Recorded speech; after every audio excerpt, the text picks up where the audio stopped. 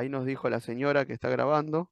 Genial, entonces, le doy la bienvenida a algunas personas que ya han sumado y les comento entonces de vuelta que este encuentro tiene como intención introducirnos en la antropología de la educación, ¿no? Una perspectiva antropológica sobre cuestiones vinculadas con lo educativo y sobre todo llegar en dos encuentros, porque esto continúa el sábado que viene, a la perspectiva y a los aportes que nos ofrece la etnografía crítica latinoamericana. Eh, bueno, me preguntarán qué tiene que ver esto con lo que estamos viendo en los distintos seminarios. Tiene bastante que ver, tiene bastante que ver y ahora vamos a entender por qué, cuáles son las dimensiones que se imbrican en lo que es el, digamos, el entorno nuestro americano, regional y particularmente también lo que tiene que ver con la diversidad, la identidad y la perspectiva cultural con la que abordamos eh, el estudio de los pueblos andinos a lo largo del tiempo, ¿no? Hasta el día de hoy, detectando continuidades y rupturas en estos procesos sociohistóricos que abordamos en distintos periodos.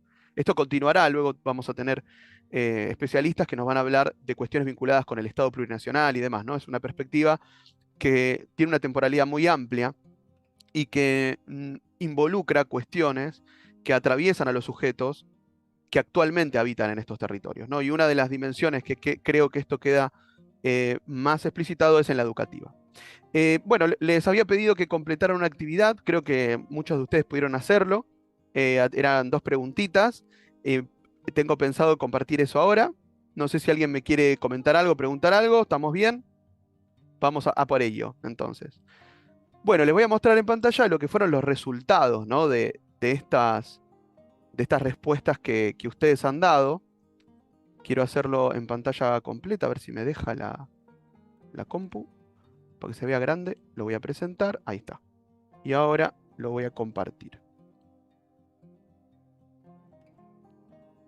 Y bueno, en esta presentación yo les había pedido que me dieran una opinión personal acerca del concepto de cultura, ¿no? Un término que es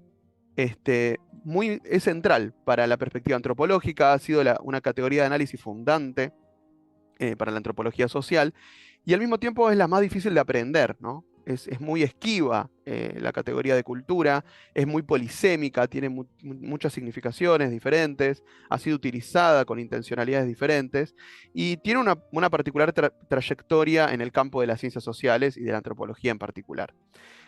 Entonces, para comenzar como disparador, para adentrarnos en la cuestión de lo cultural, que sería como el eje vertebrador de la revisión que les propongo hacer en torno a los aportes de la antropología educativa, eh, me pareció interesante recuperar los sentidos y las miradas, las concepciones, las conceptualizaciones que cada uno de nosotros tenemos en torno a este concepto. Entonces, en primer lugar, la respuesta era libre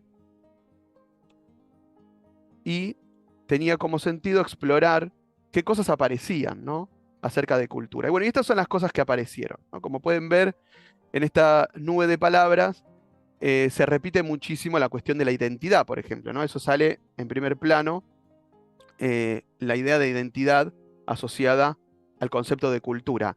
Y luego pueden ver que hay otros conceptos muy vinculados a la identidad, ¿no? Podemos ver ahí identidad compartida, podemos ver ahí lo que tiene que ver con la creencia, con la forma de vida, con la transmisión, con la pertenencia, ¿no? Cuestiones que vinculan a una idea de cultura asociada a una comunidad que mantiene ciertos lazos de unidad o cierta forma de asociación a partir de esta idea de cultura. Es decir, hay algo que vincula a estas personas que no es netamente socioeconómico, no es político, sino que tiene que ver con lo cultural. Pero no quedaría tan claro con esta palabra, sería difícil caracterizar, bueno, cuáles son esos elementos que dan cuenta de una identidad. Y ahí hay otras palabras que nos ayudan un poquito más, ¿no? Que tiene que ver con la costumbre, tiene que ver con la memoria, con los saberes, con las tradiciones. Algunos hablan incluso tenemos por ahí, había visto recién, se me escapó, pero tenemos algo que nos remite em, al conocimiento. Y después tenemos otros conceptos que son un poquito, que por ahí corren por otro carril, ¿no? Algunos de ustedes pusieron cuestiones vinculadas con lo político, cuestiones vinculadas con la comunicación, cuestiones vinculadas con las relaciones, y ahí ya por ahí entendemos que cultura no solo remite a cosas que tengan en común las personas, sino también cosas que las diferencian, ¿no? Vamos a ver cómo, no sé si entre una comunidad y otra o al interior de la propia comunidad. Pero ya podemos ver en un primer pantallazo que ya hay una aparente tensión con el concepto de cultura, ¿no? Ciertas nociones que parecen unir a la gente en torno a la idea de cultura y ciertas nociones que parecen tensionar o por lo menos organizar, clasificar, diferenciar, ¿no? También, porque la identidad también plantea que hay una otra edad. Bueno, vamos a ver, ya ahí después en una segunda diapositiva, se puede ver que yo les pedí, ya les condicioné la respuesta, ¿no? Les di una serie de posibilidades, ya no es libre, y le di una serie de posibilidades que tienen que ver con lo que entiendo por los trabajos, los distintos trabajos de campo que hemos realizado, que se han realizado también, lo que suele emerger en una pregunta etnográfica acerca de qué es la cultura. Y las personas suelen contestar cosas vinculadas con alguna de estas categorías que les compartí. Eh, Se puede ver en su caso, en el caso de las personas de este seminario que han respondido a esta actividad, que hay una gran mayoría que señala identidad, como bien se pudo ver en la pantalla anterior. Y también pueblo, ¿no? Pueblo como categoría también puede ser identitaria. Ahora, sorprendentemente, la tercera respuesta más dada es la de arte, ¿no?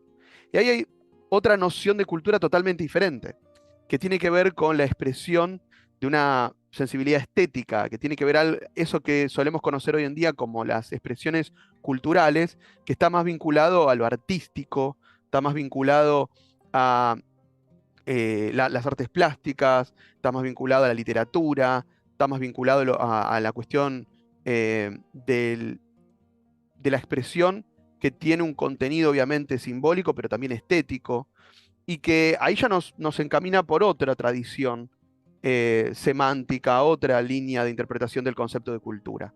Luego, algunos también marcaron lo de saber, ¿no? Saber, también asociado a la idea de erudición, otra categoría de cultura que vamos a ver, otra acepción de cultura. Después, las demás respuestas, digamos, hay una respuesta homogénea, y muy poquitos marcaron la idea de raza, que probablemente si hubiésemos hecho esta encuesta, no sé, quizás 50 años atrás, la respuesta raza hubiera sido seguramente mucho más popular, ¿no? Hay algo ahí que nos habla de un clima de época que plantea que la idea de raza está en declive, ¿sí? Por lo menos en los sentidos común compartidos. eh, Raza ya no es una categoría que predomine al momento de explicar lo cultural, como sí podría haber sido obviamente desde principios del siglo XX, pero creo yo hasta hace poco tiempo atrás, seguramente hasta mediados del siglo XX, pero me atrevo a decir que un poquito más, la idea de raza asociada a la evolución cultural, ¿no? Asociada a la idea de que las diferencias entre los pueblos tienen un componente biológico. Pero no sé si ustedes tienen alguna otra impresión que yo no esté viendo o alguna otra interpretación que pueden hacer acerca de estas respuestas. ¿Les parece que es acertado lo que observé? ¿Han observado otra cosa? ¿Quieren comentar alguna complicación que tuvieron al momento de decidir qué poner? ¿Qué les pareció? ¿Fue fácil responder esto? ¿Para ustedes ya habían pensado antes acerca del concepto de cultura? Hola, ¿cómo están? ¿Todo Hola, bien? Sajira, ¿cómo estás? ¿Todo bien? No, yo la verdad que particularmente no tuve ninguna complicación.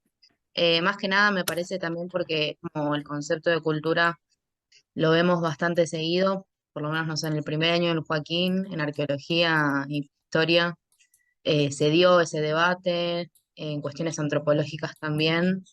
Y me parece que yo capaz elegí, digamos, algunos conceptos que tenían que ver más con la política, la construcción de la civilización, pero más que nada los que están ahí, que más elegimos entre todos, los puse, pero después todo bien. Muy, muy interesante esa gira, muchas gracias. Ahí planteó dos conceptos que son centrales, ¿no? Para romper con cierta conceptualización que estática acerca de cultura, ¿no? El componente de política, por ejemplo, ¿no? La idea de que la cultura es vinculada con la política tiene una mirada mucho más, digamos, vinculada a paradigmas más recientes, ¿no? La idea de que la cultura es algo que está involucrado en los procesos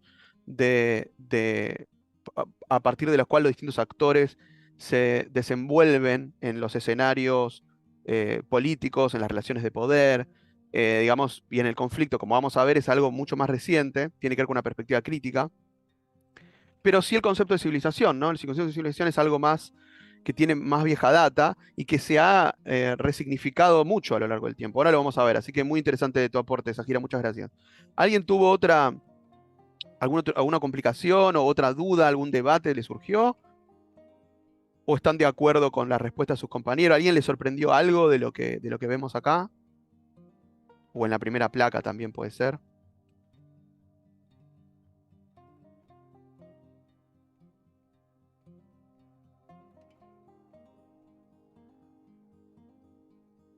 Bueno, muy bien. Entonces, voy a dejar de compartir. Si se les ocurre algo, obviamente me dicen, no hay ningún problema. Y vamos a empezar ahora a hablar un poco de ordenar un poquito el desarrollo histórico del concepto de cultura, vinculado con las nociones de identidad y las nociones de diversidad. Y voy a ir tratando de mechar en ese recorrido qué impacto tiene esto para las perspectivas, para la educación, ¿no? En el campo educativo. Y particularmente cómo eso desembocará en los desarrollos de la antropología de la educación en Latinoamérica y la etnografía crítica latinoamericana. Para eso les voy a compartir en pantalla otra presentación y de nuevo voy a intentar de que se vea en pantalla completa. Bien, les recuerdo a los que se sumaron recién que estoy solito hoy. Estamos haciendo este doble error de moderar y presentar, así que ténganme paciencia si escriben algo o alguna cuestión, puede que tarden en verla, pero bueno, no se preocupen, voy a estar atento acá a mi otro dispositivo a ver si qué está pasando en el mundo del Zoom. Ahí está. Cualquier cosa pueden abrir el micrófono, obvio, también, no hay problema. Bueno, vamos a arrancar entonces con esta cuestión, ¿no? Cultura, identidad y diversidad como tres conceptos claves para entender de dónde surge la antropología de la educación. ¿Cuál es la pregunta antropológica sobre el campo educativo en Latinoamérica? Y tiene que ver con sobre todo el concepto de cultura. Irrumpe el concepto de cultura en la escena educativa más o menos por la década del 60, particularmente hasta la década del 80, en Europa, me refiero a los estudios europeos, franceses sobre todo, y luego es recuperada por la academia, digamos, en nuestra región, por los estudios latinoamericanos, eh, y se le da una nueva mirada, un nuevo enfoque por las particularidades histórico y étnicas, obviamente, de nuestra región, y los problemas y los dilemas que atravesamos. Por eso es importante, en primer lugar, definir cultura, ¿no? O sea, si no podemos definir cultura y cómo se define cultura, determina distintas miradas sobre el problema. Y acá tenemos la foto de García Canclini, que es un autor que quienes han cursado conmigo en el profesorado lo hemos visto largamente y que a mí me gusta porque si bien no es, digamos, uno de los máximos referentes de la antropología ni del desarrollo epistemológico del pensamiento antropológico, sí ha logrado, me parece a mí, conceptualizar el problema de una manera sintética y él ofrece tres etapas de definición, de conceptualización, perdón, del término, ¿no? De la categoría cultura, dando cuenta de que es muy difícil, como decíamos, de aprenderla. Comienza su texto que se llama Diferentes, Desiguales y Desconectados, Mapa de la Interculturalidad, es del 2004, editado por Gedisa. Este texto lo que hace él es plantear al principio que cultura es un problema, ¿no? Que ya históricamente se pueden rastrear cientos de definiciones diferentes sobre el concepto. Algunos autores plantean unas 300 definiciones, otros un poquito más moderados, unas 57, unas 60, pero lo cierto es que es muchísimo, ¿no? O sea, uno no puede operar en la realidad con una categoría que tiene 200 definiciones diferentes, claramente. Entonces es necesario ordenar. Y él plantea diciendo que una primera forma de concebir cultura tiene que ver con la contraposición entre lo que es cultura y lo que es civilización. Él rastrea esta dicotomía en la filosofía iluminista, la filosofía idealista del siglo XVIII en Europa, pero la toma como una continuidad, ¿no? Que puede rastrearse en toda la filosofía moderna, incluso obviamente va a ser heredera de esta mirada dicotómica el positivismo del siglo XIX y la matriz de pensamiento en el que surgen las ciencias modernas y las ciencias sociales en particular, ¿no? Así que ahí voy a admitir a alguien. Muy bien. Entonces, bueno, ¿qué quiere decir esto, no? Dicotomía, como ustedes saben, es la oposición, es una oposición binaria entre dos términos, ¿no? Que parecen ser antagónicos. Él plantea que hay una dicotomía en Europa, les decía, en principios de la modernidad, a partir de la filosofía idealista, entre lo que es cultura y lo que es civilización. Civilización sería el mundo de las cosas, ¿no? Civilización no necesariamente se refiere a los grandes desarrollos de los pueblos que han logrado tener un poder centralizado, grandes imperios, gran desarrollo tecnológico y de innovaciones, justamente en el plano de lo tecnológico y lo material, o lo artístico, sino que se refiere a un concepto que en Europa daba cuenta del mundo de las cosas, ¿no? La civilización era donde los hombres vivían, digamos, subsistían y transitaban su vida, por lo menos en el mundo occidental, ¿no? Sobre todo en la Europa. Claramente, un pueblo salvaje, primitivo, ni siquiera accedía a la civilización. Pero aquellos que eran miembros, digamos, de las naciones modernas y occidentales, eran civilizados, en cierto grado eran civilizados. O sea, civilizado era pertenecer a este orden de las cosas, ¿no? Pertenecer al mundo de lo que era el mundo conocido eh, dentro de el orden de las ideas de la modernidad.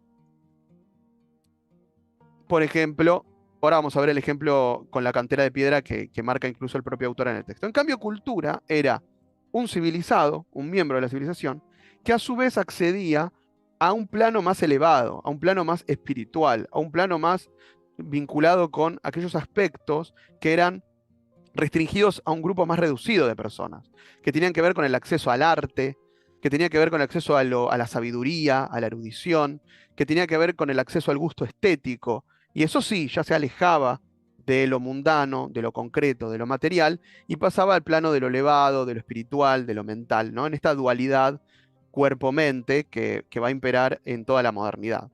Entonces, por un ejemplo concreto sería una persona, ¿no? Un trabajador que extrae un pedazo de mármol de una cantera, eso es algo propio de la civilización, ¿no? Es una tarea económica, productiva, parte del orden de la realidad concreta, de lo mundano, de las cosas materiales. Quien logra extraer de ese mármol una figura artística de elevado gusto estético, de un realismo o de ciertas características en su talla, en su forma, que la convierten en una obra de arte, ya se acerca al mundo de lo espiritual. Claro que, digamos, de esta burguesía que accedía a estos conocimientos y estos gustos artísticos no podía elaborar una obra de arte, pero sí podía entender su valor, comprarla, financiar a un artista, y por lo tanto era parte de este mundo de las ideas elevadas, era parte del mundo de lo cultural. Esta idea de cultura entonces permanece a partir de la dualidad más idealista del pensamiento ilustrado, ¿no? De espíritu versus materia, podemos decir, evolucionando en la idea de mente versus cuerpo, ¿no? Que es un concepto ya más cientificista que va a imperar en todo el lenguaje positivista, ¿no? Los positivistas plantean una dualidad entre mente y cuerpo.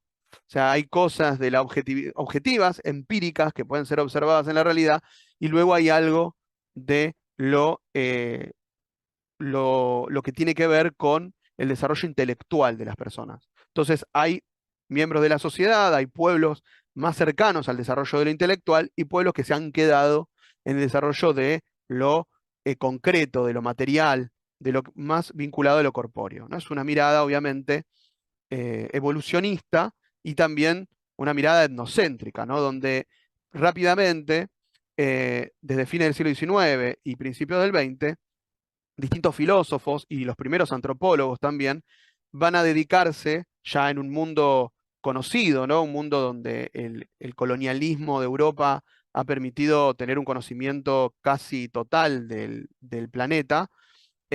Los pueblos no europeos van a ser comparados con la cultura europea y se preguntan, la pregunta antropológica que va a surgir es ¿por qué son diferentes a nosotros, ¿no? ¿Por qué ellos no han alcanzado este grado de desarrollo y de evolución cultural que tenemos nosotros, los pueblos europeos modernos, y particularmente los gustos y sentires de la burguesía de estos países, ¿no? Claramente, digamos, el componente rural y el pobre urbano de Europa también va a ser visto de manera folclórica. Justamente la palabra folclore surge en esta época para dar cuenta de la recuperación de aquellos sentires, vivencias y productos em, literarios o míticos de las poblaciones rurales que se entendía que estaban desapareciendo gradualmente por el avance de la modernidad y la expansión urbana, y que por lo tanto para protegerlos y además de cierta forma para que cada nación de Europa pudiera diferenciarse de alguna manera del resto del continente europeo, se recuperaban estos saberes y sentires, pero ya en un lugar de folclore, ¿no? En un lugar de lo que tiene que ver con el pasado de los pueblos europeos y de alguna manera una identidad que se buscaba preservar del avance de, obviamente, el inevitable progreso que iba a traer la modernidad. Entonces, en esta lectura, ¿no? Evolucionista, ¿no? Obviamente también amparada o enmarcada en una lectura errónea, ¿no? De la evolución biológica de las especies, de la obra también de la conceptualización que hace Darwin sobre los mecanismos de selección natural y la evolución de los organismos biológicos, una mirada, una transposición mecanicista de esa idea de la evolución biológica al desarrollo de la historia de los pueblos, se consideraba que los pueblos también evolucionaban, ¿no? Y que un pueblo más evolucionado era obviamente la Europa civilizada, y luego había un degradé de desarrollos evolutivos que iban desde el más salvaje de todos, que podía ser, no sé, un pueblo africano, una tribu americana sin poder centralizado, pueblos cazadores-recolectores, ¿no? A pueblos bárbaros, que por ahí podían ser jefaturas, podían ser obviamente ya un poquito a nivel histórico, ¿no? En esta época, lo que habían sido los grandes estados americanos, los incas, los aztecas, ellos eran bárbaros porque tenían cierto desarrollo material. Y ahí estaba la tarea de decir, bueno, a ver, ¿qué determina que haya pueblos más o menos evolucionados? Tenemos obras como la de Morgan, un antropólogo, en realidad abogado, ¿no? Estadounidense que se dedica a la antropología. Tenemos, por ejemplo, a la cuestión de Service, que hace una categorización, una clasificación muy minuciosa de distintas etapas de desarrollo evolutivo. Lo cierto es que para ellos eh, una tribu cazadora-recolectora, un salvaje actual, contemporáneo a ellos, vivía del mismo modo que habían vivido los europeos en la prehistoria, ¿no?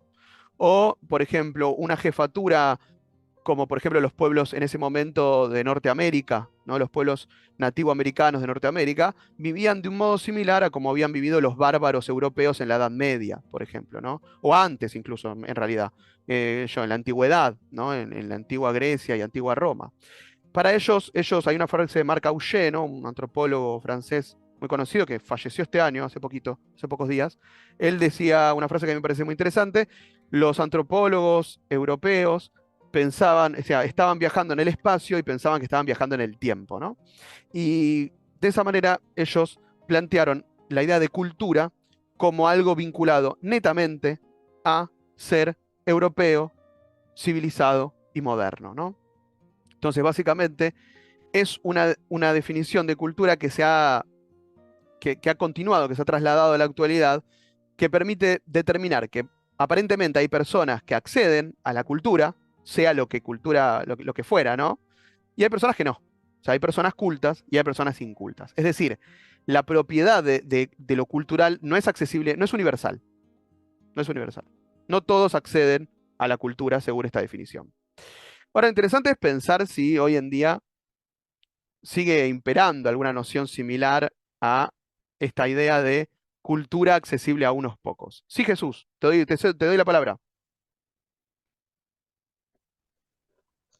Buen día. ¿Se escucha bien? Sí, más o menos, pero sí, a ver. Ya. Un poco sobre esto de la cultura y la civilización. Me gustaría retomar un punto aquí, a lo mejor que yo tengo anotado en mi cuaderno, en este enjuague que acabas de poner entre lo salvaje, lo bárbaro y la civilización. Hay un punto muy importante en esta línea como de ascenso entre lo salvaje y lo civilizado, que Ramón Grosfoguel mucho lo conversa, que quiere decir el término, digamos, que finalmente distancia lo salvaje de lo civilizado, es el alma. Hay capitulaciones que están registradas, porque cuando ocurrió todo esto de los moros, ¿vale? Allá en Granada, o para donde fue, pasó que eso mismo se replicó en América, ¿no? Los mismos modos operandis, ¿no? Con la gran distancia que cuando llegaron los salvajes, hablando de comillas, ¿no? Los salvajes a Europa, la gran problemática que surgió en la época fue, ¿qué pasa con estas gentes? ¿Tienen alma? ¿No tienen alma? ¿Son animales en la selva o son como personas, personas animales, ¿no? Que bueno, a partir de esta reflexión se llegan a juicios, al juicio de Valladolid, si no me equivoco, en donde finalmente hay una ganancia poca, ¿no? Donde finalmente el Papa tiene que decir que son gentes, ¿no? Que a diferencia de los moros y los africanos, porque hacen una bastante diferenciación, porque América se veía como gente, porque sus pieles eran algo más parecidas a los europeos, ¿no? Pero no así los africanos y los moros, ¿no? Con sus ojos oscuros, sus pieles negras. Y bueno, pues esa capitulación llevó a concretar que de hecho en América habían gentes, ¿no? Pero eran gentes sin alma, porque finalmente, o sea, eran salvajes con alma, entonces eran una especie de humanos con alma animal. Entonces se llegó a decretar que eran humanos, claro, pero con alma animal, y por ende no había problema o justicia divina alguna porque se podían llevar a la esclavitud, ¿no? Y eso, ese boomerang que habla mucho este Ramón Grosfoguel, ese boomerang que salió desde América a Europa, tuvo de nuevo repercusiones en la calidad de discriminación o en el tipo de discriminación que se llegó a levantar posterior al, comillas, descubrimiento o genocidio de América, ¿no? En el hecho neutral de que son o no con alma estas gentes, ¿no? Estas personas. Y ahí hay que hacer una gran distinción entre salvaje y bárbaro, ¿no? Porque Claro, aún así un bárbaro tiene alma, claro, ¿no? está bueno Entonces, lo que decís. Yo no pensaba retrotraerme tanto hasta a la época premoderna, pero lo que sí, Jesús, es muy interesante. De hecho, hay una antropóloga brasilera que se llama Claudia Fonseca. En realidad, bueno, ella se ha nacionalizado, ¿no? Brasilera, y plantea que, como bien dice Jesús, hay una lectura premoderna de la otredad en América que vincula, que se hace esta pregunta, ¿no? La idea de la otredad como algo inasible, ¿no? Una alteridad tan radical que es imposible conceptualizarla, darle humanidad, dotarle de humanidad. Pero esa mirada premoderna, que incluso el propio Colón, ¿no? En sus crónicas dice, yo no sé si estoy ante un monstruo, ante un ser humano, no sé qué es esto, vamos a ver si se puede evangelizar, la verdad está complicado el asunto. Por otro lado, tenemos una mirada ya un poquito más moderna, o que nos acerca a la modernidad, en los conquistadores, ¿no? En las empresas conquistadoras, sobre todo, por ejemplo, una figura como la de Hernán Cortés, que acá está la paradoja que plantea Jesús y es muy interesante, que al otro, cuando se lo dota de humanidad, se lo puede conquistar. El otro, dotado de humanidad, se lo puede fagocitar culturalmente.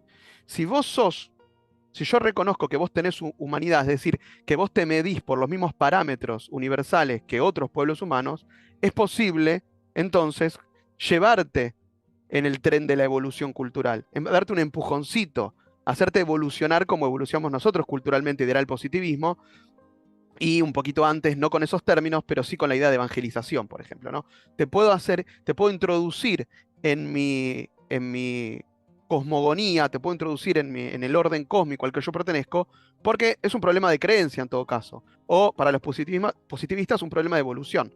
Pero lo primero es reconocer la humanidad del otro. Entonces ahí está la paradoja, ¿no? Uno reconoce al otro para someterlo, para subordinarlo, para fagocitarlo en términos culturales. Esa paradoja está muy buena. Bueno, ahí Jesús no sé si sigue pero ahí, pero muy interesante. Gracias, gracias por el aporte y sí, tiene mucho que ver. Nosotros vamos a partir de una mirada ya cientificista, ¿no? Este relato de hoy. Vamos a arrancar ya en el siglo XIX, pero bien podríamos hacer como dijo Jesús y rastrear esto en lo que tiene que ver con el periodo de la conquista de América, que es interesantísimo. Esto lo trabaja mucho también Todorov, ¿no? Es un tema bárbaro. Así que gracias por el aporte, Jesús. Bueno, y siguiendo, Eso, sí, mm, bien, bueno, gracias. Entonces, siguiendo con esto, lo que plantea García Canclini es que la idea de que hay gente inculta, gente que no accede a la cultura, ya no es más objeto de estudio de las ciencias sociales. A partir de la perdón, a partir de la mitad del siglo XX, esto va a tener un cuestionamiento muy profundo. Sin embargo, él opina que ha quedado esto arraigado en el sentido común de los pueblos, ¿no? Que en los pueblos se concibe el, esta noción, esta acepción de cultura como como una opción válida. Se me escucha bien, ¿no? Porque acá me salió un problemito con el micrófono, pero ¿estamos bien? Ah, joya. Bien. En el sentido común, ¿no? El uso vulgar, el uso cotidiano del concepto de cultura. Es decir, la idea de que cultura está asociada a ciertas formas de arte, cultura está asociada a ciertos conocimientos, a la erudición, cultura asociado a ciertas expresiones de lo artístico, asociado a lo estético. Y entonces nosotros, por ejemplo, abrimos el suplemento de cualquier diario, el suplemento cultural de cualquier diario y aparecen cosas como estas, ¿no? Las fechas de conciertos, películas de cine, recomendaciones de libros, ¿no? Sigue imperando esa idea. Incluso ha sido reformulada ya en la escuela de Frankfurt a fines del siglo XX por la idea de bienes culturales, ¿no?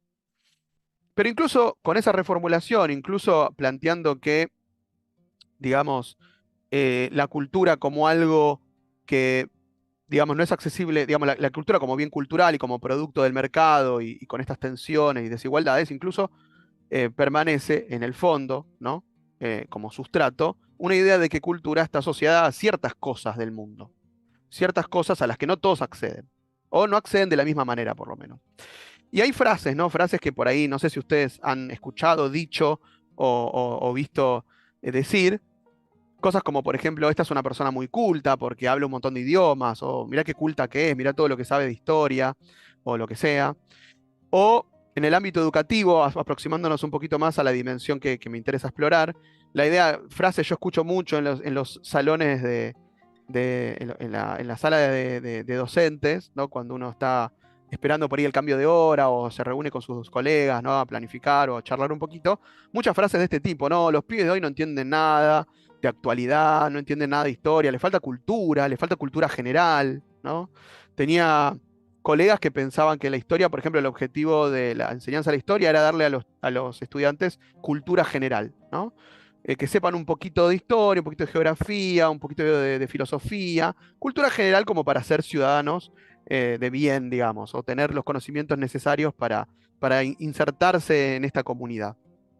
Eh, o bueno, un poquito más fuerte ya la idea de que hay algo que que habría gente que es inculta, ¿no? Que no tiene cultura. Ya eso es un poquito más fuerte, pero también lo he oído. Es decir, en algún momento se escucha, no tanto en ámbitos como el nuestro, que eso me olvidé de comentarle a Zahira que planteaba antes, que Zahira dio un buen punto, ¿no? Que nosotros esta exploración que hicimos ahí con el Menti y esta encuesta la hacemos en un entorno de personas vinculadas al mundo académico también, ¿no? Que produce, reproduce y pone en circulación cierta problematización del vocabulario y de la conceptualización de la realidad.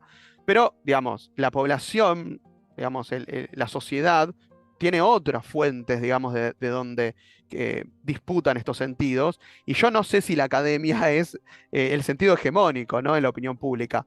Me atrevo a decir que por ahí son los medios de comunicación, las redes sociales, vaya a saber, pero seguramente no se exprese a nivel, si uno tomara una muestra más grande, más amplia, estadística, estas opiniones que nosotros vertimos en esa encuesta no sean las mayoritarias probablemente, o sean una de tantas otras. Entonces es interesante para la antropología, obviamente, explorar la multiplicidad de sentidos que se entraman, como alguno de ustedes ha dicho en esa encuesta, que se entraman y configuran los modos de pensar la realidad. Y bueno, creo que esta noción de culto a inculto permanece en el sentido común.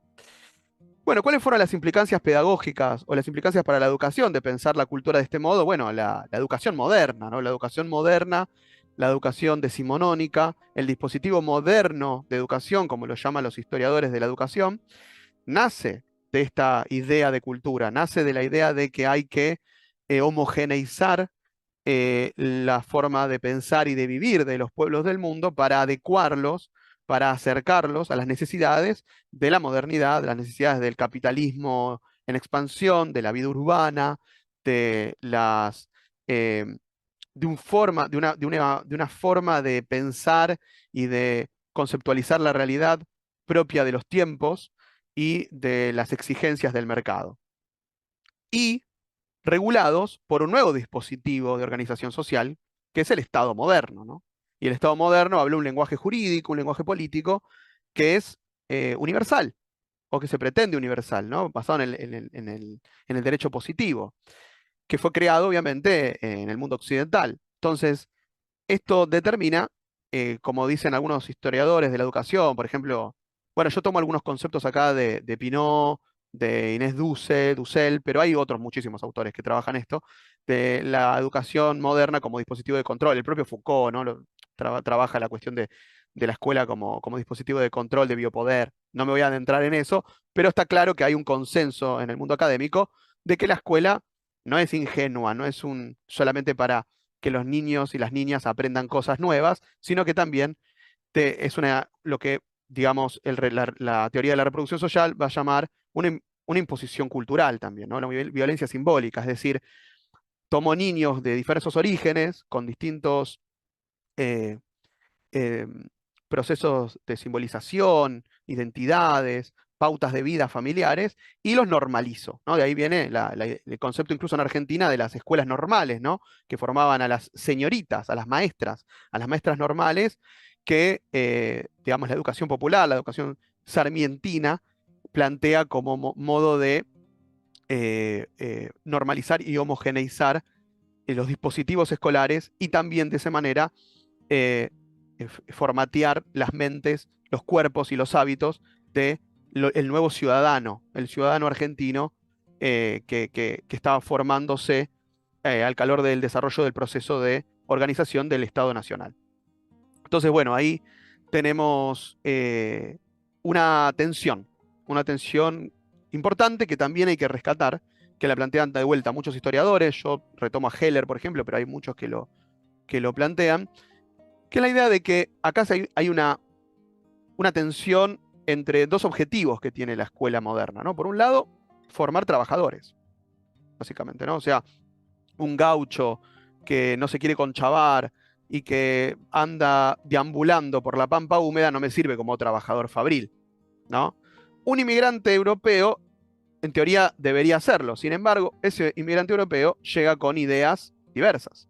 Ideas de sindicalismo, de anarquismo, de marxismo, conceptualizaciones diferentes a las que la élite ilustrada de nuestra nación naciente, digamos, anhelaba. O sea que, en primer lugar, hay que tratar de ordenar esa nueva conformación social para lograr tener trabajadores que sean adecuados para el desarrollo del capitalismo en este territorio e insertarse en la División Internacional del Trabajo, ¿no? Que pedía, obviamente, trabajadores rurales, pero sobre todo quienes pudieran trabajar en el puerto naciente, en las ciudades que se estaban desarrollando de manera creciente gracias a el impulso de la economía agroexportadora y demás. Ahí tenemos una idea de control, de docilidad, quizás incluso, ¿no? De poder insertar trabajadores que estén conformes con el lugar que les toca en la estratificación socioeconómica. Pero por otro lado también se quiere formar ciudadanos, ¿no? Y un ciudadano obviamente reproduce nociones acerca de lo que es la nación, acerca del respeto por las leyes, por el orden, pero un ciudadano también tiene que ser capaz de elegir un presidente, capaz de participar políticamente, capaz de entender los derechos que debe respetar y hacer respetar. Y ahí hay un concepto que tiene una endija, que tiene una grieta, que permite pensar también un componente transformador de la educación, ¿no? Ni hablar de que esos mismos inmigrantes europeos, sus hijos sobre todo, van a ser quienes estén a la cabeza de la reforma universitaria, ¿no? De 1918, van a ser quienes estén a la cabeza de la ampliación de la universalización de la educación a distintos grupos sociales. Es decir, que la educación también, desde sus orígenes, el dispositivo moderno educativo, tiene una pata transformadora también. No es solo reproducción, no es solo orden, no es solo control, sino que también es una herramienta de ascenso social, una herramienta de disputa política, una herramienta de reflexión política, ¿no? Esa doble dicotomía me interesa que la marquemos. Vamos a ver acá rápidamente los comentarios. A ver, Ale. Tal vez muchos docentes opinen de esa manera, que los alumnos no tienen ninguna cultura general, debido a que ellos no los motivan con actividades didácticas y metodológicas enfocadas en nuevas formas de enseñar y aprender en este siglo. Es el docente también el que debe reconvertir su rol e innovar para ser mejor. Seguimos con metodologías y técnicas de enseñanza del siglo pasado, antiguas y descontextualizadas del mundo del trabajo. Muy interesante la reflexión, Ale. Es una gran invitación. No, perdón, era Ariel. Ale había dicho que se escuchaba bien. Este comentario que acabo de leer es de Ariel. Es muy interesante y nos invita a pensar cuál es el lugar de la educación y cuál es la función social. Lo cierto es que la crítica que yo planteaba hacer quizás es un poquito más estructural. Tiene que ver sobre si el propósito de la educación es transmitir algo que se llama cultura general o no, para empezar. Y en segundo lugar, si estamos de acuerdo con que esa es su función, ¿qué es la cultura general, no? O sea, no sé, enseñar justo acá no tenemos a la compañera que trabaja justamente estos temas, ¿no? De la filosofía decolonial, pero para la perspectiva decolonial se horrorizaría si yo dijera que la cultura general es, por ejemplo, la filosofía clásica, ¿no? ¿Qué pasa con la sabiduría popular? ¿Qué pasa con las tradiciones filosóficas e intelectuales del mundo americano? ¿Qué pasa con qué sé yo, las producciones de la cultura desde la subalternidad? ¿Qué pasa con, no sé, los desarrollos de la perspectiva crítica, ¿no? O sea, habría que ver qué de todo eso es cultura general y qué cosa no, qué cosa es marginal. O sea, es un debate que sería muy difícil de resolver y que evidentemente plantea un posicionamiento político pedagógico, ¿no? En este caso. Así que es muy interesante, Ariel, tu aporte. En este espacio no tenemos esa posibilidad de discutir configuraciones didácticas, ni siquiera hacer una reflexión pedagógica profunda. Lamentablemente sería, para mí me interesaría, ¿no? Yo que me muevo en este mundo, para mí es súper fascinante discutir esto, estoy todo el tiempo discutiendo estas cosas, pero no en esta oportunidad lo podremos hacer. Ojalá tengamos la posibilidad de hacer algún debate de este tipo, a mí me encantaría, pero bueno, no es el momento, lo lamento un montón, pero obviamente el comentario de Ariel suma una dimensión importantísima para esta cuestión. Sigo con Jesús, que nos plantea que en Chile la educación normalista es más antigua que Matusalem, y es más adoctrinamiento que culturización. Muy interesante la postura. Obviamente, el adoctrinamiento plantea la idea de que hay un instituido, ¿no? El instituido son aquellas cuestiones que están tan configuradas en la matriz de pensamiento de un pueblo o de una comunidad que ni siquiera son explicitadas. O sea, son, podríamos decir, inconscientes. No sé si es la mejor palabra para usar, es un poco psicoanalítica, pero podríamos usar la idea de inconsciente, ¿no? Son cuestiones que ni siquiera, que para que nosotros tener cuenta que las tenemos activas en nuestro proceso de subjetivación, debemos hacer un esfuerzo de reflexividad, ¿no? Debemos extrañarnos de nosotros mismos, diría un antropólogo, para poder dar cuenta de que eso está en nuestra matriz de pensamiento. Esos son los instituidos, ¿no? El adoctrinamiento habla de eso. Ahora, culturización es un concepto que tiene una tradición un poquito diferente. Y es propuesto por la antropología culturalista, ¿no? Sobre todo la antropología francesa, y plantea que tiene que ver con una segunda definición de cultura que la vamos a ver en un ratito. O sea, si voy a poner una notita ahí para tratar de acordarme de recuperar esto en un ratito, pero muy bueno el aporte también. Bien, seguimos un poquito. Gracias por los aportes, la verdad, súper interesante. Yo sé que sobre esto deben de tener que decir millones de cosas, sobre todo nosotros gran parte de nosotros debemos ser docentes o estudiantes, así que esto da para discutir un montón. Voy a tratar de hacer lo posible para entrar en el tiempo que tenemos y tratar de poder tomar todos los comentarios súper súper valiosos que pueden ir haciendo. Bueno, ahora bien, para estudiar cómo ya entran otros actores en juego en la idea de la alteridad en nuestra región, uno tiene que empezar a hablar de lo que quizás haya sido el objeto de estudio, digamos, que dio origen a la antropología, podemos decir. Luego esto puede cuestionarse, ¿no? Pero uno podría decir que básicamente la antropología nace por el estudio de la otredad, del otro, de un otro cultural, ¿no? Ustedes saben que había una división positivista de las ciencias sociales que planteaba que lo que está cerca en el espacio y en el tiempo del europeo lo estudia la sociología.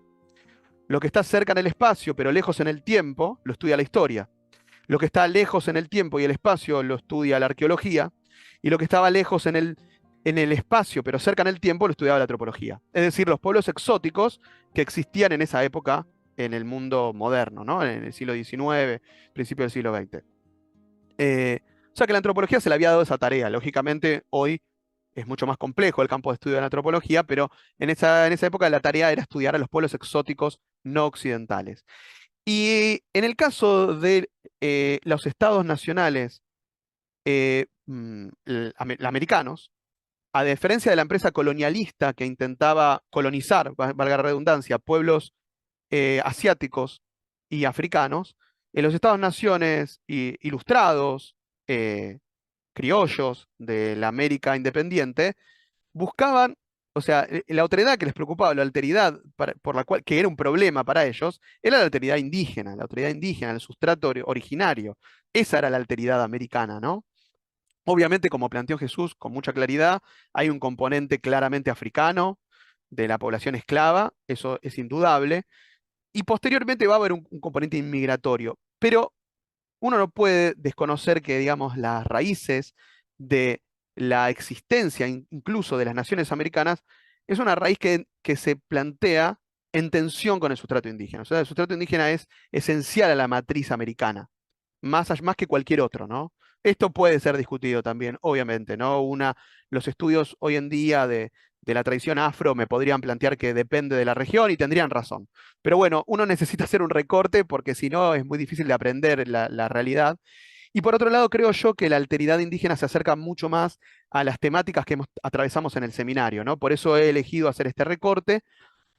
También bien podría trabajar la alteridad migrante, también es una alteridad que nos daría mucha tela para cortar. Pero he elegido hacer el recorte de la alteridad originaria por estas razones que les comenté, y particularmente en el caso de la Argentina, no solo porque es, digamos, uno de los casos que mejor o que más conozco, ¿no? Sino también porque luego en el seminario vamos a tener especialistas que nos van a hablar de la actualidad de las relaciones étnicas en el Estado Plurinacional de Bolivia, en Perú en la actualidad, y me parece que es mejor dejarle a ellos que sean quienes desarrollen esas temáticas, que tienen sus particularidades históricas, y plantear el caso argentino como testimonio solamente para desarrollar algunas cuestiones vinculadas con el tema que nos convoca hoy, que es la antropología de la educación, ¿no? Pero bueno, voy a ir muy rápidamente, les pido disculpas, pero por una cuestión de tiempo quiero ver si puedo abarcar alguna cosita más, así que voy a ir un poquito rápido. Cualquier cosa, este material lógicamente va a quedar. Si se quieren bibliografía sobre el tema o me quieren plantear alguna aclaración más, esto va a quedar abierto en el Classroom, ¿sí? Esto no es para nada una discusión saldada, pero sí es un recorte dentro de una temática más grande, por eso no me detengo tanto en este tema. Pero lo cierto es que, y yo tomo acá las categorías que proponen dos antropólogos argentinos, Gordillo y Hirsch. Ellos plantean que la relación del Estado-Nación argentino con los pueblos originarios es una relación de presencia ausente, ¿no? Ha habido una política intencional desde la formación del Estado Nacional en el siglo XIX, fines del siglo XIX, 1880, de invisibilizar el pasado indígena, pero permanentemente la construcción de la identidad nacional se construye frente a esa otredad. O sea, la otredad indígena no desaparece nunca del relato nacionalista, aunque se la trata de presentar como algo que está ausente, como algo propio del pasado, siempre permanece en los relatos, incluso hasta el día de hoy, como podemos ver, y ahora lo vamos a comentar, con lo que está pasando en Jujuy, por ejemplo, en este momento. O sea, claramente la matriz indígena siempre está, ya sea como el enemigo, ya sea como el pasado, ya sea como algo folclórico, pero siempre está presente, aunque se la trate de invisibilizar. Entonces los autores hablan de la idea de presencia ausente, ¿no? Esa categoría que me interesaba recuperar. Bueno, yendo, como les digo, rápidamente, el siglo XIX está caracterizado por la consolidación del Estado Nacional, donde obviamente el componente indígena es propio del pasado, es un obstáculo para el desarrollo del mercado interno, es un obstáculo para el avance de la civilización y la modernización de la población argentina naciente, ¿no?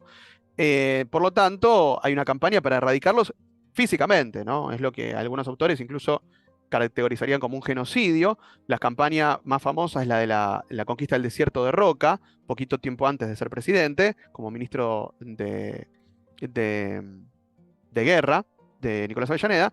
Él comprende una campaña donde se extermina literalmente cientos de poblaciones indígenas que habitaban sobre todo en el gran territorio patagónico.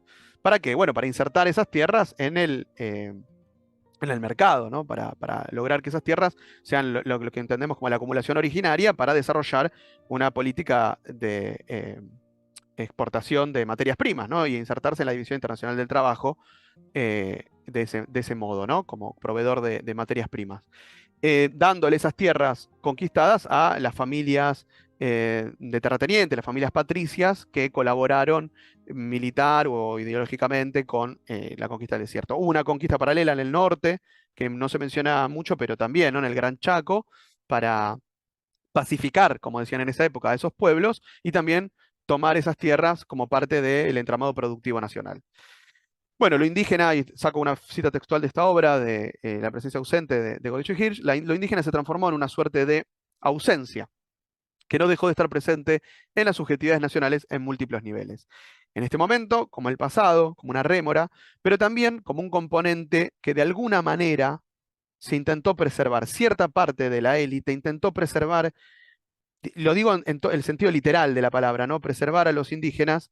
eh, y por ejemplo, Francisco Moreno, ¿no? Que en ese momento hizo un gran, ¿cómo podemos decir? Me sale la palabra lobby, ¿no? Como un gran trabajo para lograr preservar algunos originarios en el Museo de la Plata. Por ejemplo, el cacique Inacayal, creo que es el caso más famoso, un cacique tehuelche, que fue llevado al Museo de la Plata como un trabajador, un auxiliar, digamos, de maestranza, y cada tanto venía un antropólogo europeo y lo estudiaban, ¿no? Lo desnudaban, lo medían, le medían el cráneo, medían sus rasgos, y como era, como era la lógica de esa época, lo medían en términos biologicistas, en términos de análisis evolucionista, y fue como quedó ahí como preservado como una pieza de museo, ¿no? Como parte justamente de la colección del museo. Hoy otros casos, no es el único, hay muchos casos. Esto recién en 2011 se empieza la demanda, la exigencia de los pueblos de recuperar los restos de Inacayal, y creo que fue en el 2016 que se otorgan, ¿no? Que se devuelven estos restos y son enterrados en una ceremonia ritual y recuperados por la comunidad. Bien, pasamos rápidamente a una segunda etapa, ya en el siglo XX, donde al principio del siglo XX el indígena era un problema resuelto, pero seguía siendo un problema. Se entendía que era resuelto porque se pensaba que el indígena como tal, había desaparecido.